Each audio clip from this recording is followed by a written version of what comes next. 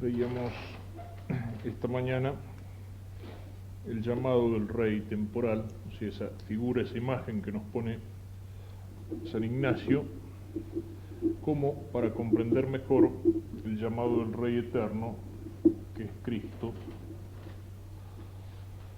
que nos llama para conquistar todo el mundo y todos los hombres. Es decir, nos llama a trabajar para la extensión de su reino en las almas y en los ambientes, es decir, impregnar con el espíritu del Evangelio todos los ambientes. Ese rey, en su llamado, llamaba a seguirlo. O sea, el que quiera venir conmigo tiene que estar dispuesto a trabajar conmigo, es decir, a trabajar, a luchar, a padecer, para que, siguiéndome en la pena, me siga después en la gloria. En estas palabras, decíamos, es el jefe el que va adelante, el que toma la iniciativa, el que aparece aquí como modelo. Es decir, la vida cristiana es un seguimiento de Cristo, es una imitación de Cristo. Y por eso, después de ponernos este llamado, San Ignacio nos hace mirar largamente en el mes de ejercicios. Aquí, lo repito, tenemos que hacerlo más brevemente. San Ignacio nos hace mirar hacia Cristo. Seguir a Cristo es imitarlo a Cristo. Ese librito del Kempis, que se llama La imitación de Cristo, nos indica en síntesis lo que es como un programa de vida cristiana. Cuando los santos padres hablan de la creación, nos dicen que en todas las criaturas, todas las cosas creadas son vestigia Dei, es decir, que tienen de alguna manera la huella de Dios, la marca de Dios. Es decir, Dios creador deja de alguna manera su huella o su marca en las cosas. Es como el que realiza un trabajo, o en el campo del arte, que sé yo, el pintor que pinta un cuadro imprime de alguna manera su huella, su estilo en el cuadro que ha pintado. El músico que compone una pieza o una sinfonía imprime ahí su estilo, deja su marca, su huella. Uno puede ver un cuadro que nunca ha visto y decir, este debe ser de fulano de tal, o escuchar una música que nunca ha escuchado y dice, esto tiene el estilo de fulano de tal. Está allí la huella, de alguna manera. La huella de Dios se da en las cosas creadas, por eso, por la razón, mirando las criaturas, como nos dice San Pablo en la carta a los Romanos, podemos descubrir al Creador, podemos llegar a la existencia de Dios a partir de las criaturas. Pero entre todas las criaturas el hombre ocupa un lugar distinto. El hombre es imagen de Dios. Es decir, no es solamente huella de Dios. El cuadro tiene la huella, la marca del pintor. La mesa tiene la marca del carpintero que la ha construido, que la ha fabricado. Pero el hijo es la imagen del padre. En muchos casos es físicamente. Uno puede ver a veces un chico y decir, vos no sos hijo de fulano de tal.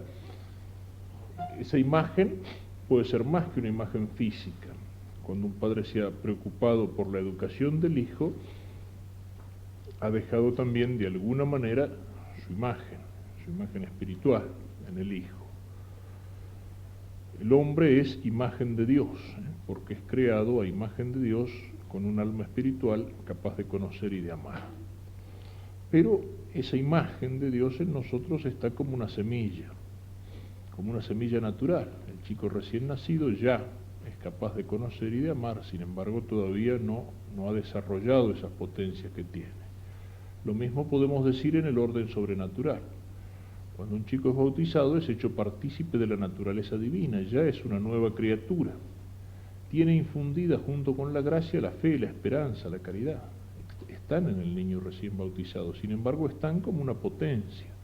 Es algo que todavía no se ha desarrollado, pero hay una capacidad de vida sobrenatural que tiende a hacer crecer esa imagen divina. Ahora bien, podríamos decir que nosotros somos imagen con minúscula, imagen del Padre con minúscula. En cambio, Cristo es la imagen con mayúscula. nosotros hemos sido creados, dice la Escritura, ad imaginem, a imagen. Cristo, lo dice San Pablo también, es la imagen perfecta del Padre. Cristo es el Hijo por naturaleza, mientras que nosotros somos hijos por adopción. Entonces, esa imagen que está en nosotros, pero que está como una semilla pequeña, tiene que crecer. ¿Y cuándo crece? Crece cuando imitamos a Cristo. Crece cuando nos vamos asemejando a Cristo, va creciendo en nosotros la semejanza divina. La imagen con minúscula se va pareciendo a la imagen con mayúscula. Y en eso fundamentalmente consiste el seguimiento de Cristo, la imitación de Cristo. El llegar, digamos, al crecimiento de la imagen es poder llegar a decir, como decía San Pablo también, ya no soy yo el que vivo, es Cristo el que vive en mí. O sea, el cristiano va creciendo cuando en la fe sus pensamientos se van asemejando a los pensamientos de Cristo. Cuando en la esperanza su escala de valores se va asemejando a la escala de valores de Cristo. Cuando en la caridad su amor se va asemejando al del corazón de Cristo. Pero para imitar a Cristo tenemos que conocerlo. Hemos escuchado el llamado del Rey, bueno, ese Rey nos llama a seguirlo y Él da el ejemplo, Él va adelante. Pero para seguirlo es necesario conocerlo. Y eso es lo que pide San Ignacio en todas las meditaciones sobre la vida de Cristo que vienen en la segunda y en la tercera semana. La segunda semana, que es la más larga, nosotros tenemos que hacerla más breve, mira hacia la vida de Cristo, desde la encarnación hasta toda la vida pública. Y luego mira en la tercera semana a la pasión. Porque estamos en Semana Santa, vamos a poner más el acento, sobre todo en las meditaciones de mañana, sobre la pasión de Cristo, como de alguna manera lo hemos venido haciendo en la lectura, en la misa. Es decir, nuestro mirar a Cristo será mirarlo particularmente en su pasión. Pero hay algo que tenemos que meditar de alguna manera antes de mirar al Señor en su pasión. O sea, aquel que está en la cruz, aquel que sufre la agonía del huerto, aquel que es juzgado y condenado por los tribunales civiles, eclesiásticos y militares, como dicen los diarios, no es un hombre cualquiera, es Cristo, es el Verbo encarnado. Y por eso, como antecediendo a esas meditaciones sobre la pasión, vamos a echar una mirada al Señor en su encarnación, en la encarnación del Verbo, para que después, cada vez que miramos a la cruz, recordemos, no es solo un hombre, es el Verbo de Dios, es el Verbo hecho carne, es el hombre Dios. San Ignacio nos hace pedir en todas estas meditaciones conocimiento interno del Señor que por mí se ha hecho hombre, para que más lo ame y lo siga. Es decir, tratar de conocerlo, pero lo miramos un poco desde afuera, en sus palabras, en sus hechos, cada vez que leemos el Evangelio. En Cristo hay un misterio, y eso hay que pedirlo como gracia, conocimiento interno del Señor que por mí se ha hecho hombre. Es ese conocimiento que decíamos ayer, hablando de la Eucaristía, el conocimiento que Dios le da a los magos. ¿Cuál es el conocimiento externo que los magos tienen? El niño en el pesebre, pero Dios los ilumina por adentro y entonces reconocen en ese niño al Verbo encarnado. Es el conocimiento que Dios le da al centurión que ve a Cristo muerto en la cruz y que dice, es el Hijo de Dios. Es decir, mirar hacia Cristo ahora y no sé, muchas veces en nuestra vida cuando leemos el Evangelio, tratar de conocer a Cristo. Cuando uno conoce y admira a una persona, uno tiende a asemejarse a esa persona, uno tiende a imitar a esa persona. Qué importante que es esto, ¿no? No quiero entrar en muchas divagaciones, pero es un tema en el cual suelo insistir mucho, porque es muy importante sobre todo en la educación, ¿no es cierto? El niño que aprende por principios, por doctrina que se le enseña, pero el niño que aprende sobre todo por modelos, por ejemplos. Es lo que decíamos esta mañana cuando hablábamos de lo que es el caudillo auténtico, el jefe auténtico. Es algo así como la idea que se hace carne en una persona. Y entonces uno, mirando a esa persona, descubre con más fuerza cuál es la idea que la lleva adelante. El niño aprende cuando el padre o la madre le dicen, esto es así, esto es así, esto está bien, esto está mal. Pero el niño no solo aprende de las palabras, sino del ejemplo de los padres. Y cuando el papá o la mamá le dicen al nene, tenés que hacer esto, pero el chico se da cuenta que ellos hacen todo lo contrario de lo que le está diciendo, a la larga lo que más queda no son las palabras, sino el ejemplo. Es decir, en la educación el ejemplo, la conducta es fundamental, es importantísimo. Por eso, en la educación los modelos, los arquetipos, tienen una importancia tan grande. Por eso la Iglesia nos pone, en primer lugar, Cristo, pero luego de Cristo nos pone el ejemplo de los santos, es decir, de aquellos que han imitado a Cristo de una manera excelente, de aquellos que han hecho carne en su vida el Evangelio. Los santos no están solamente para que les pidamos favores, para que les pidamos gracias, también están para eso, son intercesores que ruegan a Dios por nosotros, ¿no es cierto? Pero sobre todo, la Iglesia nos pone a los santos como ejemplo, como modelo de vida. La Iglesia pone al santo, la patria nos pone a los héroes. Son los dos modelos, el modelo sobrenatural y el modelo humano. El modelo de las virtudes sobrenaturales, de las virtudes cristianas, y el modelo de las virtudes humanas. El santo y el héroe son los dos arquetipos, los dos prototipos a través de los cuales se puede dar fuerza a la educación de la juventud.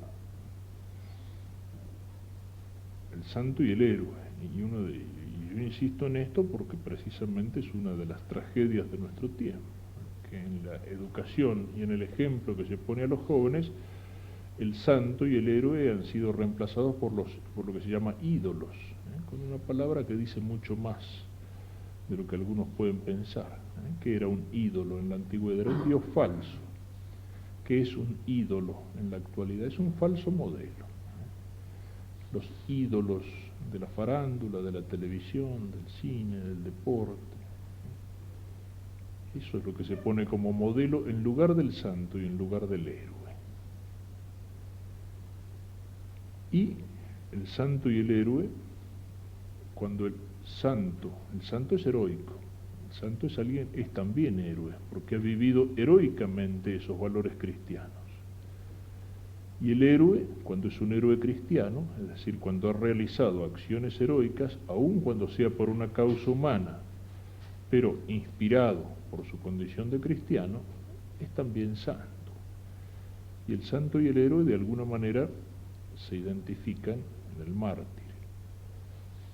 que es aquel que, por una parte, realiza en su expresión suprema la virtud de la caridad. Nadie ama más que el que da la vida por sus amigos, dice Cristo. Y realiza también en su expresión suprema la virtud heroica, que es la de la fortaleza. El martirio es el supremo testimonio, el acto supremo de la virtud de la fortaleza. Y el santo y el héroe en última instancia se identifican en Cristo. Cristo es el modelo. El santo y el héroe son caminos para la imitación de Cristo, que es Dios y hombre perfecto, perfecto como Dios y perfecto como hombre. Por eso nos dice San Ignacio, conocerlo. ¿Y conocerlo para qué? Conocerlo para que más lo ame y lo siga, para que más le ame y le siga. Y mirando a Cristo en su realidad, miramos en primer lugar a su encarnación.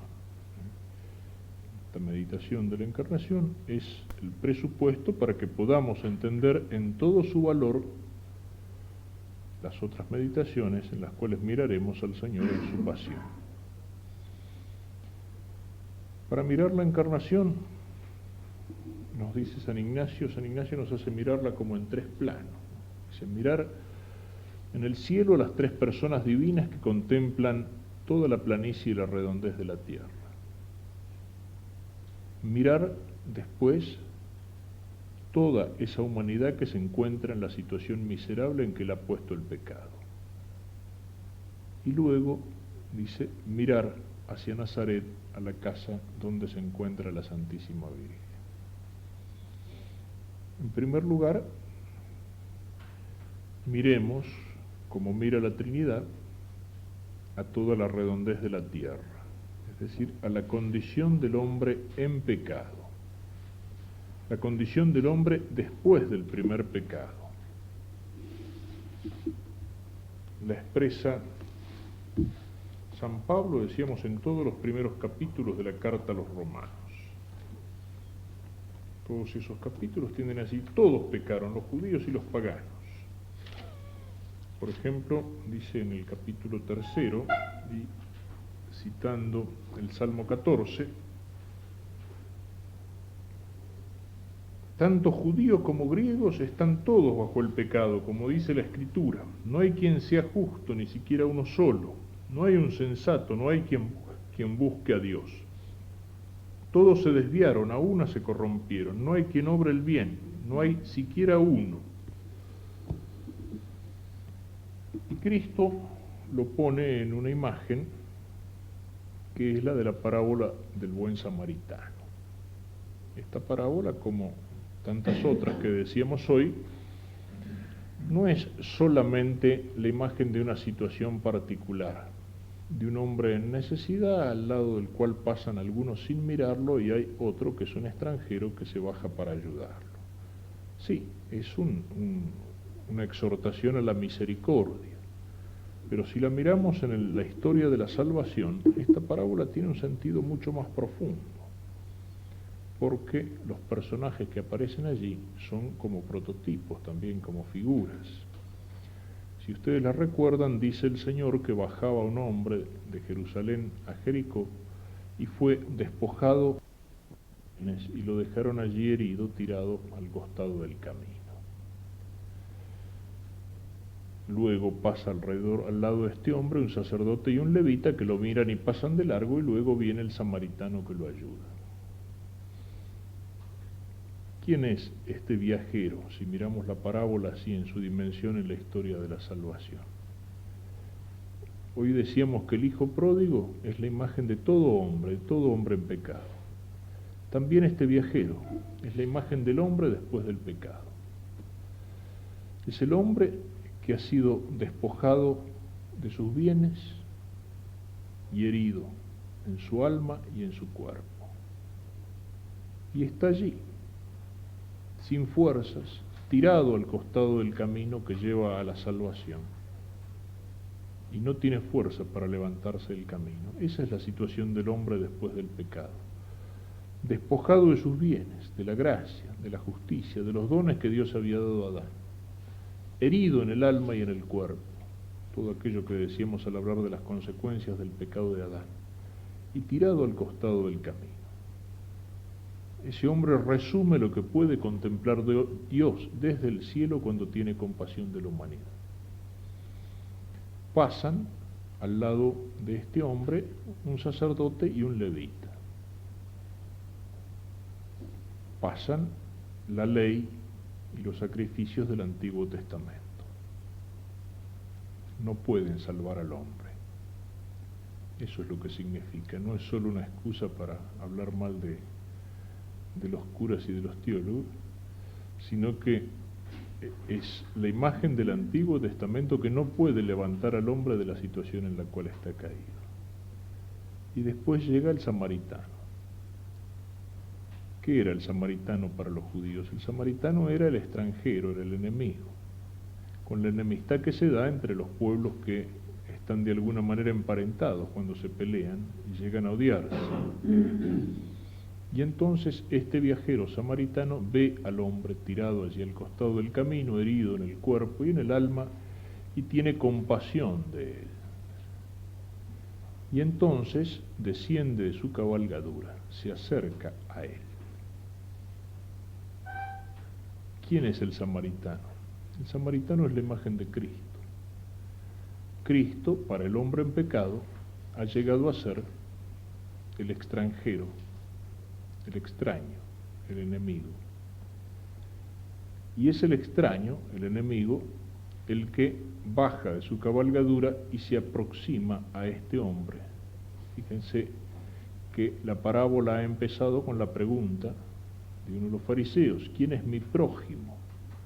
Cristo es el samaritano, el extraño, el extranjero que se aproxima, es decir, se hace próximo, se hace prójimo de aquel que se encuentra en esta situación. Tuvo compasión de él.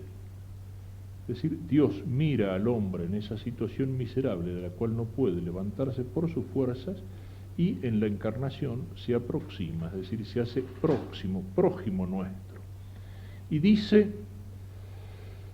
la parábola que acercándose a él, vendó sus heridas y las curó con aceite y vino, donde hay ciertamente un símbolo sacramental: el vino de la Eucaristía, el óleo de los sacramentos, y lo llevó a una posada.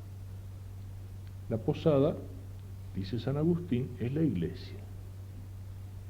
Lo llevó a la iglesia, pero aquel viajero que se ha aproximado al hombre en esa situación miserable, después de curarlo, tiene que seguir viaje. Es decir, Cristo vuelve al cielo de donde ha venido. Y a ese hombre se lo confía a la iglesia, se lo confía al posadero. ¿Y qué es lo que le dice Cristo? Cuida a este hombre, y si gastas algo más, cuando yo vuelva, te lo pagaré. Esa es la misión que Cristo confía a su iglesia, que Cristo nos confía. Cuida de este hombre, y si gastas algo más, es decir, si lo cuidas con generosidad, cuando yo vuelva, te lo pagaré. Cuando yo vuelva, Cristo va a volver para juzgar a los vivos y a los muertos, para pedirnos cuenta. Dice, ¿quién te parece que era su prójimo? Y ahí hay una frase que, si miramos la parábola solamente en el primer sentido, en el sentido común, en el sentido moral, nos puede sonar medio extraña. ¿Quién era su prójimo? ¿Quién es el que tuvo compasión de él? Es curioso, si miramos solo el sentido moral, uno diría, ¿quién es mi prójimo? Y bueno, aquel tipo que está tirado ahí, que tiene necesidad. Todo tipo que tiene necesidad de mí es mi prójimo. Pero Cristo no dice eso. ¿Quién era su prójimo? Aquel que tuvo compasión de él. Es decir, ese samaritano que figura a Cristo, que se hace prójimo de ese hombre que se encuentra en la situación miserable. Aquel que tuvo compasión de él, responde el fariseo, y Cristo le dice, vete y haz tú lo mismo. ¿Lo mismo que quién? Lo mismo que Cristo. ¿Y qué es lo que hizo Cristo? Tuvo compasión de ese hombre, se acercó a él y le curó las heridas, las del cuerpo y las del alma, y lo confió a la iglesia para que la iglesia siguiera su misión. Hay una figura entonces en esta parábola, la cosa es más amplia, yo la resumo. Hay una figura de la situación del hombre después del pecado, tirado al costado del camino, herido en el cuerpo y en el alma, despojado de sus bienes y sin poder salir de allí por su propia fuerza. Ese hombre es la humanidad en pecado, toda esa masa en pecado de la que habla San Pablo en los primeros capítulos de la carta a los Romanos. Eso es lo que nos dice San Ignacio, mirar la redondez de la tierra y ver la situación miserable de tantos hombres bajo la esclavitud del pecado. Y luego mirar a Dios, la Trinidad que contempla el mundo. Y entonces, viendo la situación miserable del hombre, se compadece, como se compadeció el samaritano de aquel hombre. San Ignacio nos pone enfrente a la misericordia divina y pone a la Trinidad como conversando las tres personas entre ellas y dicen, hagamos la redención. Es decir, el decreto divino que decide la encarnación.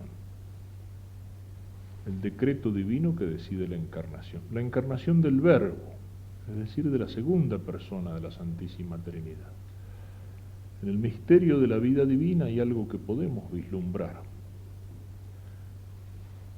El Padre se conoce a sí mismo, y en ese conocimiento de sí el Padre engendra al Verbo que es el Hijo desde toda la eternidad.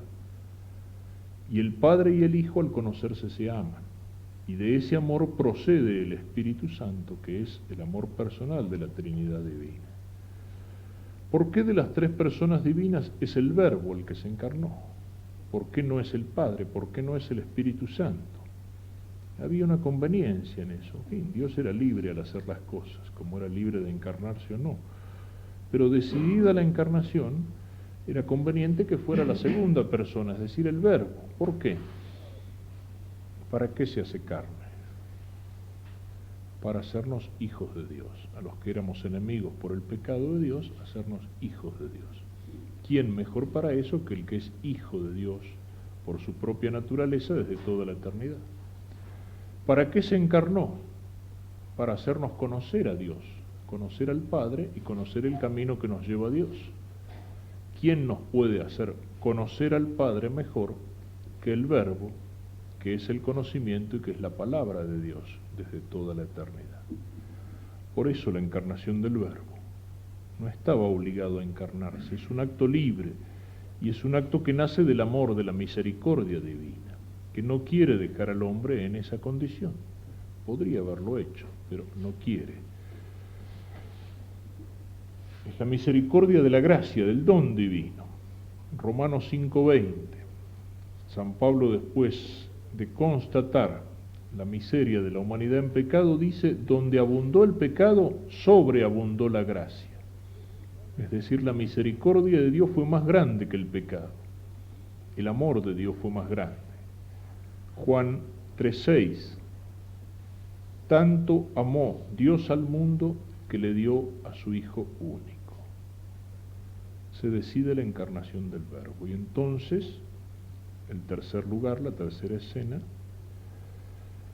la casa de la Virgen y el ángel Gabriel, que es enviado por Dios a la Virgen Santísima.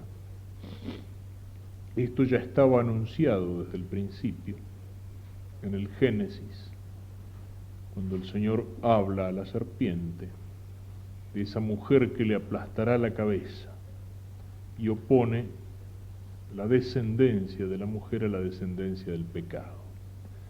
Estaba anunciado por el profeta Isaías 7:14, cuando habla de una virgen que concebirá y que dará a luz un hijo. Y estaba anunciado inmediatamente en el mensaje que el ángel Gabriel lleva a los padres de Juan el Bautista. Podemos mirar la casa, el lugar, Nuestra Señora, el ángel que aparece que la saluda.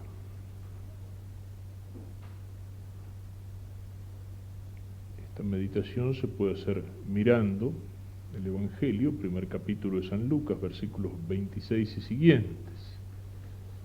Pero también es una meditación que la tenemos presente cada vez que rezamos el Ave María. Las palabras del Ave María, las palabras con las cuales comienza el Ave María no es un invento humano, son palabras divinas, es decir, las que el ángel pronuncia cuando saluda a la Virgen. Dios te salve María, llena de gracia, el Señor está contigo. La podemos meditar si rezamos con conciencia el Ángelus, que es la oración de la Encarnación. También en el primer misterio de gozo del Rosario.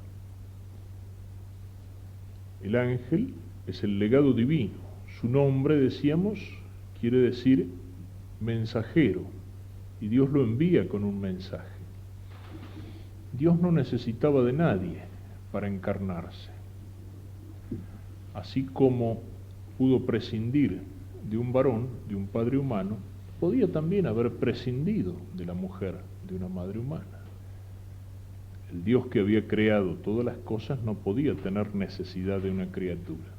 Cristo podría haber aparecido, púmbate, con 33 años, grandote, predicando en medio de los judíos. Podía haber aparecido de golpe, como un extraterrestre. Pero, sin embargo, ese Dios que no necesita de nadie, quiso necesitar de la Santísima Virgen. Y entonces le envía al ángel con un mensaje que pide de la Virgen la aceptación. El ángel la saluda. Dios te salve María, llena de gracia. El texto griego del Evangelio dice que jaritomene, es decir, casi como un nombre propio. plena graciada, traduce el padre Castellani, y tal vez es la traducción más exacta. Hay algunas traducciones modernas, incluso católicas, que tienen un espíritu tan protestante, que dicen salud favorecida. no quieren, no recuerdo si es la de Serafín de Ausejo o alguna otra, pero la he leído, y 2 o 3 cosas similares, ¿no? Salud favorecida. Dios te salve, llena de gracia, y llena de gracia como nombre propio, con toda la fuerza que tenía el nombre en el pensamiento tradicional y en el pensamiento de Oriente. El nombre era un poco como la realidad de la persona, no era solo, como es cada vez más para nosotros, una etiqueta para distinguir a las personas, ¿no? El nombre era la realidad de la persona. Por eso cuando Dios le cambia la vida a un tipo, le cambia el nombre. A Simón lo hace Pedro y le da un nombre que no existía, a nadie se le ocurría llamarse Piedra antes, pero Cristo le da un nombre que es la misión, es decir, lo que va a hacer Pedro a partir de ese momento. Le cambia el nombre a Saulo diciéndole Pablo, y así. El cambio de nombre es el cambio de la persona, y aquí es como si fuera el nombre de la Virgen. Llena de gracia. Ahí está esa concepción inmaculada, esa primera derrota del demonio que decíamos, y ese primer triunfo de Cristo como Redentor. Dios ha preparado su morada. Así como dicen que para una madre no hay hijo feo, también para cada hijo la mejor madre es la madre propia, pero no la elegimos. No la elegimos, es el cariño el que nos puede hacer decir, bueno, es la mejor. ¿Por qué? Porque es la mía. Pero pensemos si alguno pudiera elegir su madre, si alguno pudiera elegir su madre, o sea, ¿de qué manera trataría que en esa madre que uno elige se juntaran todas las gracias y todas las perfecciones? Bueno, Dios pudo elegir su madre, es decir, con su omnipotencia Dios pudo darse el lujo de elegir su madre aquí en la tierra, y entonces ciertamente esa es la primera verdad que nos enseña la fe acerca de la Virgen. Dios la elige para ser su madre. De la maternidad divina nacen todas las otras gracias que la Virgen tiene. Porque Dios la eligió para ser su madre, quiso protegerla de toda mancha de pecado y la hizo inmaculada. Porque Dios la eligió para ser su madre, quiso que fuera virgen para aquello que concebía no fuera por obra de hombre. Llena de gracia, plena graciada. Y la Virgen se turbó, dice, hay un signo de humildad en esto, sí, ciertamente, la turbación de haber sido elegida, pero hay más también, la Virgen conocía las profecías, y sabe que aquel que ha sido anunciado va a ser el que Isaías llamó varón de dolores, y entonces el ángel le anuncia, concebirás y darás a luz un hijo. Y la Virgen no objeta, solamente hace una pregunta: ¿cómo podrá ser esto si no conozco varón? Estaba desposada, es decir, comprometida. La pregunta no tendría sentido si es que no existía allí un propósito de virginidad.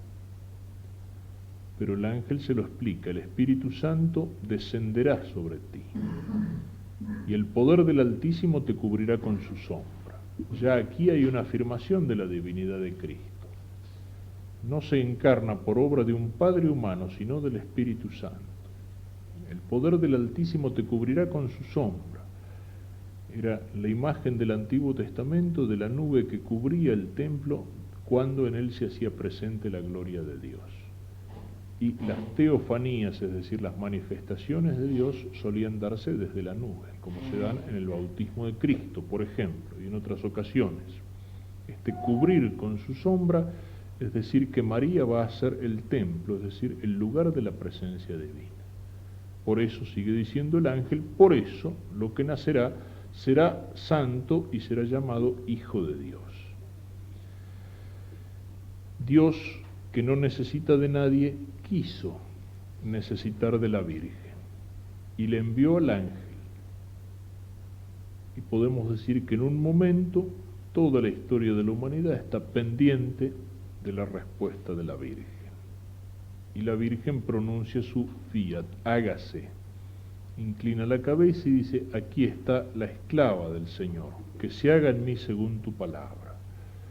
Santo Tomás comenta estas palabras diciendo, por la anunciación se esperaba el consentimiento de la Virgen en lugar de toda la naturaleza humana.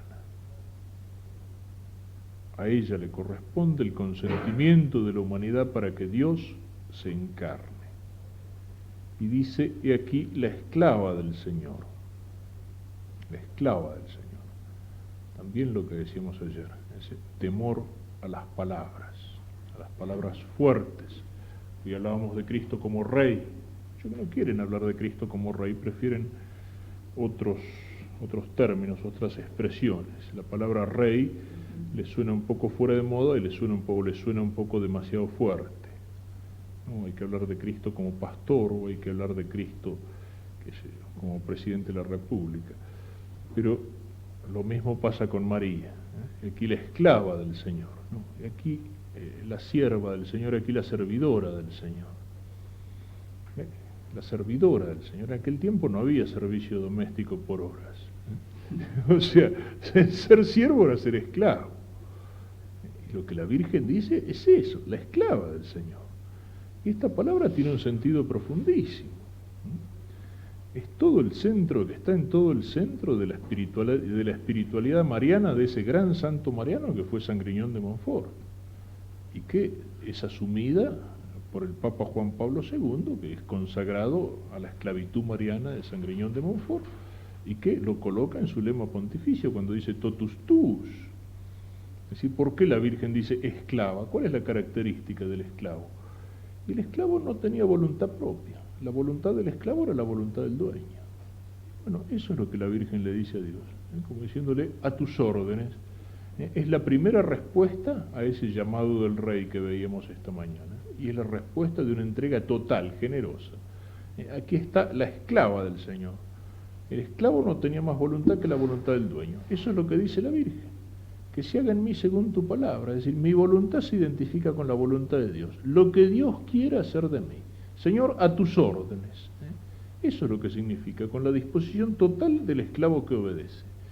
La única diferencia está en que mientras el esclavo era esclavo porque no tenía más remedio, porque había nacido esclavo, porque había sido esclavizado en un combate, al ser tomado prisionero, la Virgen libremente se somete. Es decir, libremente se somete identificando su voluntad con la voluntad de Dios. Y esa es la forma más alta del amor. Es amar a Dios por encima de cualquier otra cosa, que es querer lo que Dios quiere, identificar la voluntad propia con la voluntad de Dios. Ese es el amor de Dios. La Virgen se somete de esa manera, libremente, pero totalmente. Es la diferencia que puede existir en una guerra entre aquel tipo que fue porque lo convocaron y lo obligaron, y aquel que se somete como voluntario, que se presenta como voluntario porque está convencido de aquella causa por la cual quiere pelear. Los dos están sometidos a una disciplina total, pero mientras para uno esa disciplina es impuesta por obligación, el voluntario la acepta libremente, se somete a la disciplina, pero se somete libremente. El sí de María, que abre el camino para el sí del Verbo. El Salmo 40 describía esta presencia del Mesías diciendo, he aquí que vengo para hacer tu voluntad. Y el Verbo se hizo carne. El Verbo se hizo carne. Cuando llegó la plenitud de los tiempos, envió Dios a su Hijo nacido de mujer, dice San Pablo. Y en la epístola a los Hebreos, de muchas maneras Dios habló a través de los profetas, pero cuando llegó la plenitud de los tiempos, es el Verbo mismo el que se encarna. Dios nos habla en su Hijo. en la epístola a los Colosenses, capítulo 1, versículos 15 y siguiente. Él es la imagen de Dios invisible, primogénito de toda la creación, porque en Él fueron creadas todas las cosas, en los cielos y en la tierra, las visibles y las invisibles, los tronos, las dominaciones, los principados, las potestades. Todo fue creado por Él y para Él. Él existe con anterioridad a todo, y todo tiene en Él su consistencia. Él es también la cabeza del cuerpo de la iglesia. Él es el principio, el primogénito entre los muertos, para que sea el primero en todo, pues Dios tuvo a bien hacer residir en Él toda la plenitud, y reconciliar por Él y para Él todas las cosas, pacificando mediante la sangre de su cruz lo que hay en la tierra y en los cielos. Ese es el Verbo que se hace carne en las entrañas de María. Ese es el niño que encontramos en el pesebre. Ese es el Cristo que anuncia y que predica y que sana. Ese es el que muere en la cruz, aquel al que se refieren todas estas expresiones de San Pablo, imagen de Dios invisible, primogénito de toda la creación. En Él y por Él fueron creadas todas las cosas. Todo fue creado por Él y para Él. Existe con anterioridad todo, y todo tiene en Él su consistencia. Es el Verbo de Dios que se hace hombre. Ese niño es el Verbo de Dios en la tierra. Qué importante es tener en cuenta esto. Yo lo insisto mucho cuando toco el tema de la Navidad, que sigue inmediatamente a esto, ¿no? Del nacimiento. Cuando se suele hablar acerca de la pobreza del niño, de Dios, que quiso nacer en un pesebre. Sí, es cierto, eligió nacer en un pesebre, y podía haber elegido nacer en el mejor palacio de la época, en el palacio del César en Roma, y eligió el pesebre en lugar del palacio. Pero eso es solamente un signo secundario, no está ahí la pobreza de Cristo. Porque la diferencia que existe entre el pesebre de Belén y el palacio del César en Roma no es absolutamente nada si la comparamos con la diferencia que existe entre Dios y el hombre. ¿A dónde está la pobreza, la humildad, es decir, la humillación de Dios? En la encarnación, en que Dios se hizo hombre, en que Dios saltó esa distancia infinita que existe entre el Creador y la criatura, en que Dios, como lo dice San Pablo en la carta a los Filipenses, se anonadó a sí mismo, es decir, se hizo nada asumiendo nuestra naturaleza. La pobreza del pesebre es más significativa para nosotros, ¿no es cierto? Porque para nosotros es importante la diferencia entre el palacio y el pesebre. Pero para Dios, no. Para Dios la humildad, la humillación, la pobreza está en la encarnación, está en el hecho de que el Verbo se hizo carne. Y eso es lo que hay que tener presente cuando hablamos de Cristo. Ese niñito en el pesebre, eso que decíamos de la Navidad paganizada, no es la fiesta del niño, no, es la fiesta del Verbo hecho carne. Ese es el sentido que tiene la Navidad. No es solo la fiesta del niño, la fiesta de la familia, todo eso reducido a un plano horizontal y humano. Es la fiesta del Verbo encarnado, de Dios hecho hombre. Ese niño no es un niño cualquiera, no es un niño cualquiera. Es en el discurso magnífico que tiene el Papa Juan Pablo II cuando inaugura la conferencia de los obispos latinoamericanos reunidos en Puebla, y habla a los obispos de su misión de ser testigos de la verdad, les dice que tienen que ser testigos de una triple verdad: de la verdad sobre Cristo, de la verdad sobre la Iglesia y de la verdad sobre el hombre. Y cuando habla de ser testigos de la verdad sobre Cristo, habla también de lo que son las falsificaciones de Cristo, de lo que él llama las relecturas del Evangelio, es decir, todas las tendencias que han existido y que existen ya desde muy antiguo, pero con mucha fuerza en nuestro tiempo, y que tiende a hacer de Cristo un gran hombre, pero solamente un hombre. Cristo fue el gran moralista de Nazaret. Cristo fue el más grande de todos los rabíes, de todos los maestros de Israel. O todos esos Cristos fabricados en nuestro tiempo.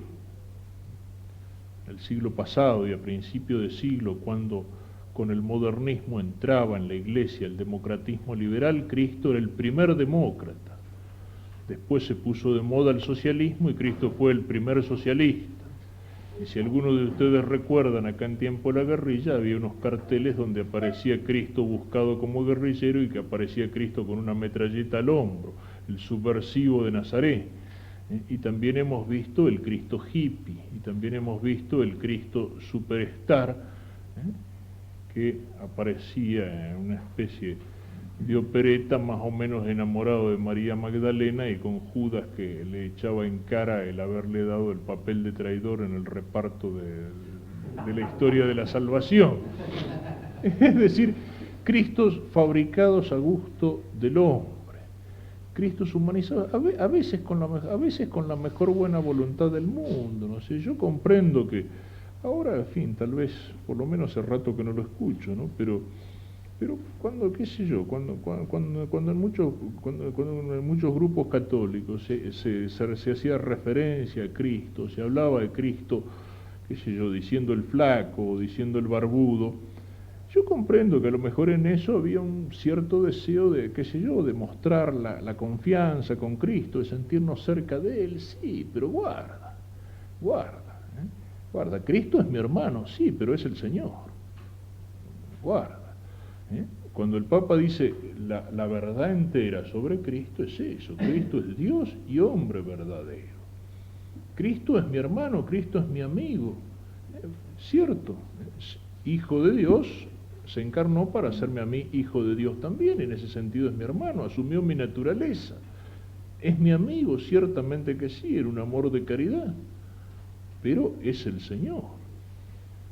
Se humilló, se anonadó a sí mismo, dice San Pablo, y por eso Dios lo exaltó y le dio un nombre sobre todo nombre, para que al nombre de Jesús se doble toda rodilla en el cielo, en la tierra y en los infiernos, y toda lengua confiese que Jesucristo es el Señor.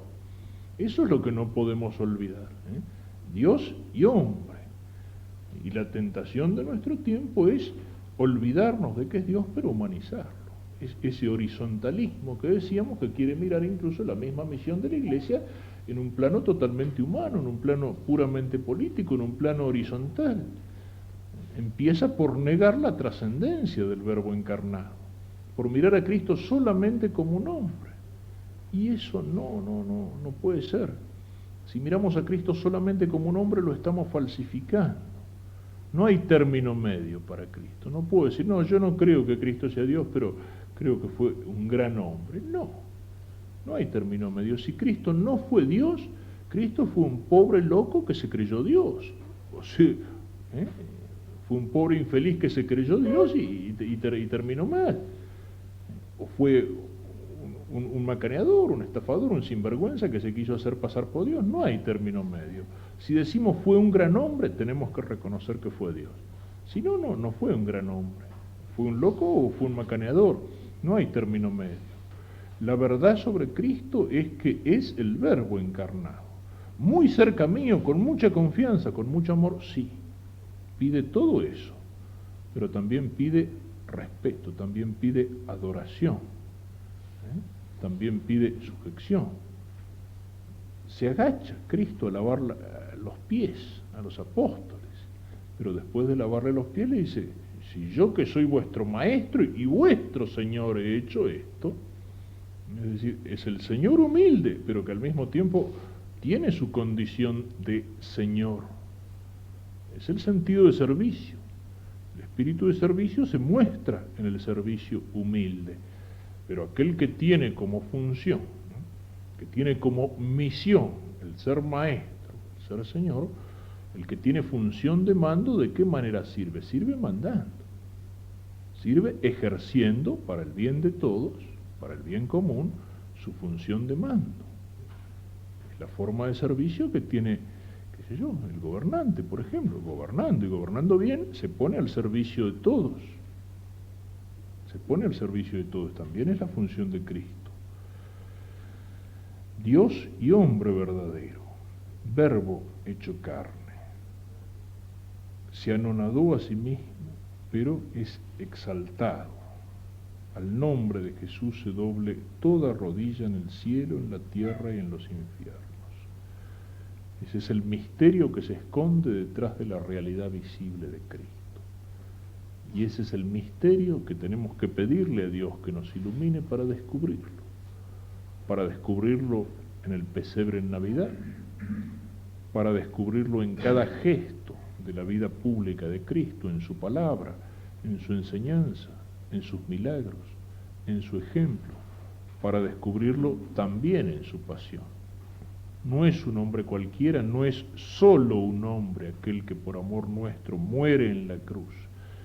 Es el Verbo hecho carne, es el mismo Dios, el que se hace hombre, el que asume nuestra naturaleza, el que se hace igual a nosotros en todo, menos en el pecado, para cargar mis pecados sobre sus espaldas.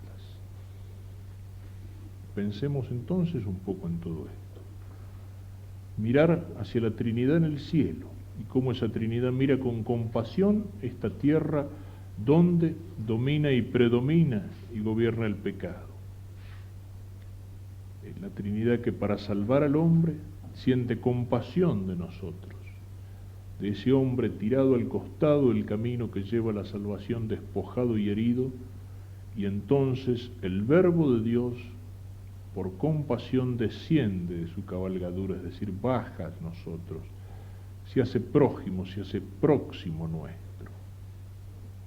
Mirar la escena en la casa de Nazaret, esa escena que recordamos cuando rezamos el Ave María, el Ángelus, el misterio de gozo del Rosario, ver esa sujeción de la Virgen a la voluntad divina y esa acción del Espíritu Santo por la cual el Verbo empieza a existir en las entrañas de María, que es el templo vivo. Cuando Cristo muere en la cruz se va a rasgar el velo del templo como diciendo la antigua alianza terminó, este templo ya no tiene más razón de ser. Pero ese velo podría haberse rasgado en el momento mismo en que el Verbo empieza a existir en las entrañas de María como una pequeña semilla de vida que ya es vida divina. Porque ya el templo no era más el lugar de la presencia de Dios. El templo era el templo vivo de la Santísima Virgen, a la cual Dios elige para que sea su madre aquí en la tierra. Ese es el Rey que nos llama. Ese es el Rey que nos llama a seguirlo y a imitarlo como Dios y como hombre, porque es perfecto como Dios y perfecto como hombre. Y entonces es el modelo perfecto y crecemos cuando lo imitamos. Y lo imitamos como hombre cuando crecemos en las virtudes humanas, en las virtudes cardinales, en las virtudes morales. Y lo imitamos como Dios cuando crecemos en esa fuerza divina que son las virtudes teologales, la fe, la esperanza y la caridad, y cuando crecemos en la gracia. No solo lo imitamos, sino que nos vamos asimilando a Él. Ese es el jefe que nos llama a conquistar todo el mundo y todos los hombres, y que nos indica el camino. Cuando lo miramos en su pasión, podemos recordar esas palabras que estaban en el llamado que pone San Ignacio, para que siguiéndome en la pena, me siga también en la gloria. Y dice San Ignacio, terminar esta meditación con un coloquio, es decir, hablando en tono coloquial, con las tres personas divinas, o con el Verbo eterno encarnado, o a la Madre y Señora nuestra, pidiendo cuanto, según en sí sintiere, para seguir e imitar al Señor nuestro así encarnado. Conocimiento interno del Señor, que por mí se hizo hombre para que más lo ame y lo siga. Y este conocimiento podemos pedirlo de una manera particular por medio o por intercesión de la Virgen Santísima. ¿Quién puede haber conocido más íntimamente a Cristo que aquella que lo tuvo en su seno, lo llevó durante 9 meses, que tuvo su corazón latiendo con el corazón de Cristo durante todo ese tiempo, junto al corazón de Cristo, en sintonía con el corazón de Cristo. ¿Quién puede conocerlo más íntimamente que la madre que conoce a ese Hijo divino y que aparte de ser su madre tenía toda esa enorme pureza interior de ser la llena de gracia, de no tener la mancha de pecado que le obstaculizaba el conocimiento de Dios? ¿Quién puede conocerlo mejor que ella, que fue la primera respuesta, y respuesta total, generosa, sin límites, al llamamiento de ese Rey que nos llama también a nosotros?